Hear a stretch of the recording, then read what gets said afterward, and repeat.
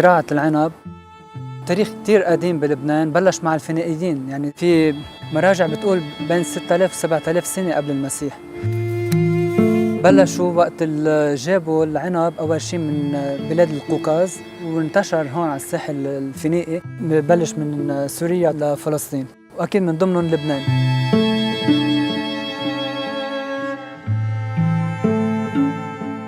في مراجع كتير بتحكي عن هالموضوع هيدا، ومنهم حتى بالكتاب المقدس.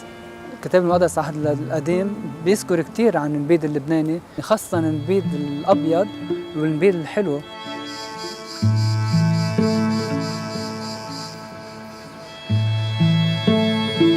أول شيء أكيد بلشت الزراعة والصناعة بلشت من لبنان، يعني عم بقول عمرها 6000 ل 7000 سنة بلبنان، ومنها انطلقت على أوروبا وعلى غير دول.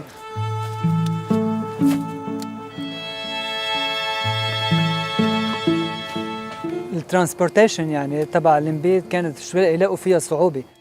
لقيوا الفينيقيين انه بدل ما يزرعوا ويصنعوا هون، فضلوا انه يعملوا بمطرح ما بيوصلوا يعملوا هناك، يزرعوا العنب ويصنعوا ويتاجروا فيه.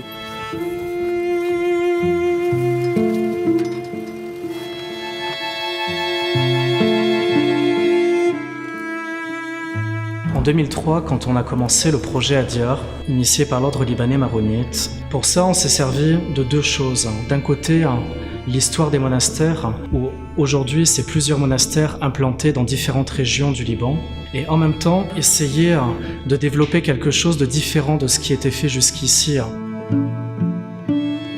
Avant, quand on parlait de vin libanais dans sa généralité. Quand on a démarré le projet en 2003 avec Adyar, on s'est dit, puisque les monastères sont répandus à travers tout le Liban, dans des régions très différentes, pourquoi ne pas faire la même chose avec le vin ?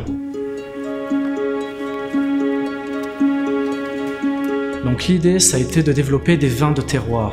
Quand on parle de terroir aujourd'hui, c'est quoi ? Un terroir aujourd'hui, c'est un sol, c'est un microclimat, c'est un cépage et c'est un homme.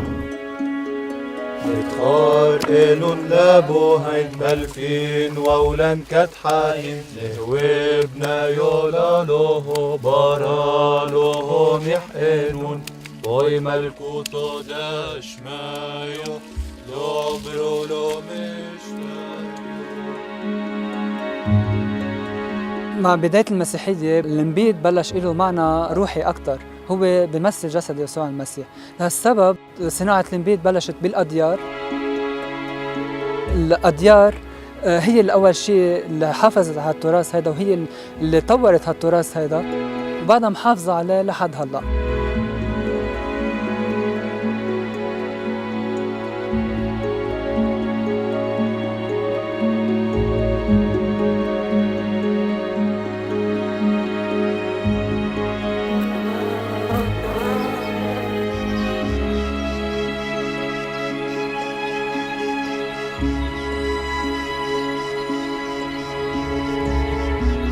علاقة الرهبنة بالأرض هي علاقة وطيدة وقديمة جدا، عمرها مئات السنين.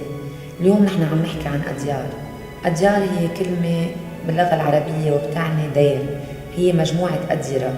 بال2001 الرهبنة اللبنانية المارونية أسست التعاونية الزراعية، وكان الهدف تبعها هو استثمار الأراضي الزراعية يلي كانت لها فترة غير مستثمرة ومهملة. مشان هيك اليوم نحن بنشوف انه العرايش عم تنزرع بثلاث مناطق أساسية هن تابعين لأراضي الأديرة بجبال بالمتن وبالشوف.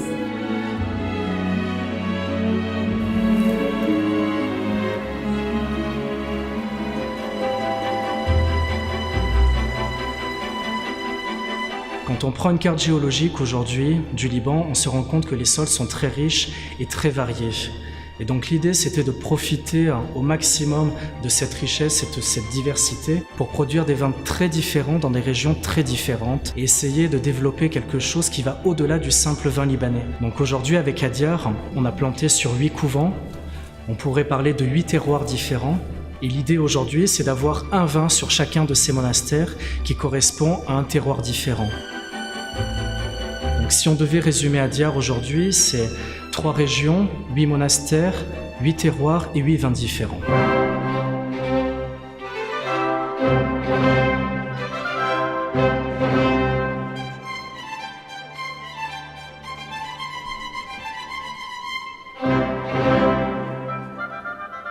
À partir de là, les raisins vont être ramassés tôt le matin jusqu'à 10 heures au plus tard, vont être transportés jusqu'à la cave à Marmoussa et vont être vinifiés de manière traditionnelle.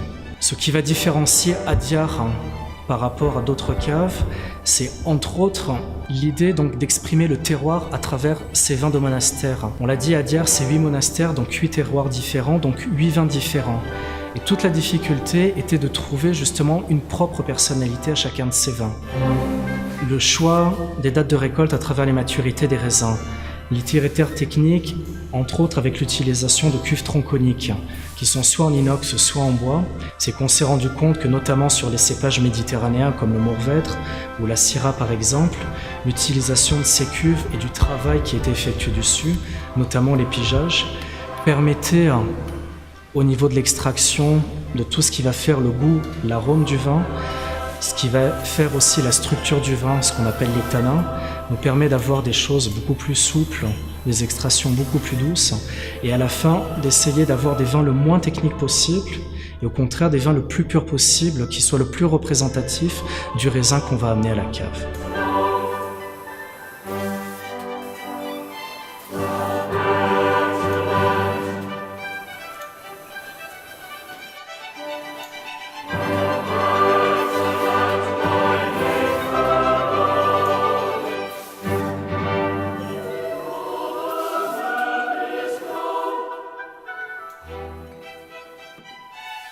بالأماني للتراث الرهباني يلي نشأ على الصلاة والعمل.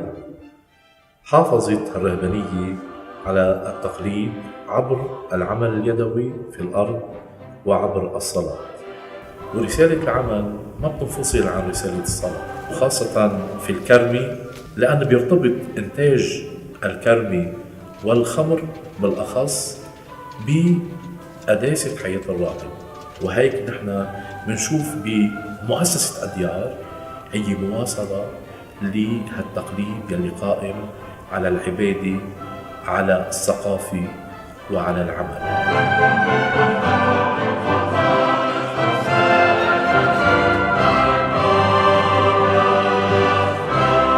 نحن اليوم نفتخر أن نكون أول مصنع ومنتج للنبيذ بلبنان فات بالأورجانيك. La première chose qui est importante avec Adyar, c'est qu'on a développé l'agriculture biologique. On a été les premiers au Liban à le faire. Et au-delà d'agriculture biologique, on tend à faire une agriculture, disons, naturelle. Prendre le temps d'observer ce qui se passe dans la vigne pour apporter le soin nécessaire à la plante. Mais finalement, ce qui est utile est seulement nécessaire, ne pas faire plus que ça. Il arrive parfois qu'on ne fasse pas de traitement du tout puisque la vigne ne réclame rien du tout. كأديار عندنا دبل سيرتيفيكت، هي كأجريكلتشر أو فيتيكلتشر وكواين ميكينج، يعني صناعة النبيذ وزراعة العنب كل وحدة فيها سيرتيفيكت كأنها أورجانيك.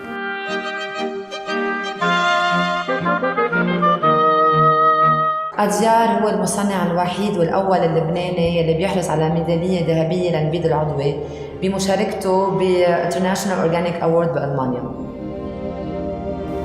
أديار بتصنع 90,000 قنينة و50% منها بيروح على السوق العالمي. موجودين اليوم بأوروبا، بفرنسا، بسويسرا، ببلجيكا، بألمانيا، بأستراليا، كمان صرنا موجودين بأمريكا وبكندا، وهلأ عم نشتغل على أسواق جديدة مثل الصين واليابان.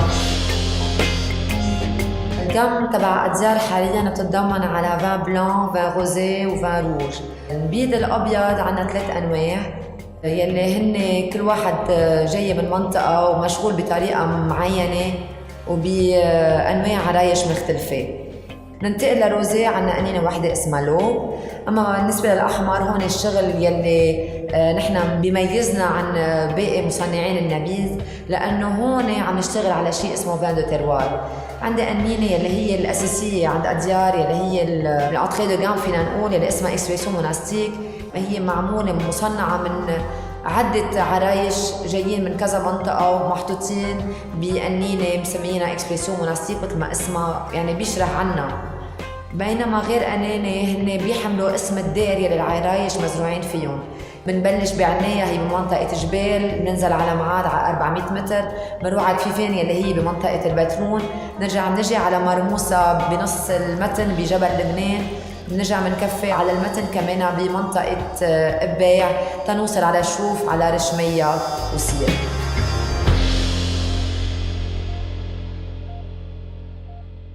Quand on parle du vin rouge, la première chose, c'est la récolte.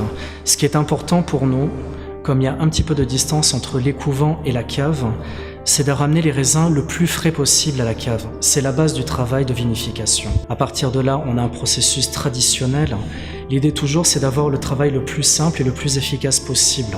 À partir de là, deux options. Sur les vins d'entrée de gamme, donc qu'on veut fruiter, frais, à boire jeune, on va faire un stockage et un élevage en cuve inox. Sur les vins plus haut de gamme, sur les vins de monastère, on va faire un élevage en barrique. Là aussi, l'idée c'est d'adapter le type de barrique en fonction du type de vin qu'on va vouloir produire. On sait que par exemple, pour le vin de Kfifen, qui est fait à partir de Syrah, qui est un cépage méditerranéen, l'idéal c'est de travailler sur des pièces de 400 litres. Sur des cépages plus bordelais comme le Cabernet Sauvignon par exemple, on va travailler préférentiellement sur des barriques bordelaises de 225 litres. Cette durée d'élevage en barrique va être dépendante du millésime et là aussi de l'expression qu'on va pouvoir avoir à la dégustation. Suivant les années, suivant les millésimes, on va aller sur des élevages en barrique qui vont durer de 15 mois à 24 mois. Une fois cette période d'élevage terminée, les vins vont être écoulés, mis en bouteille et idéalement mis sur le marché 2 ans après la mise en bouteille.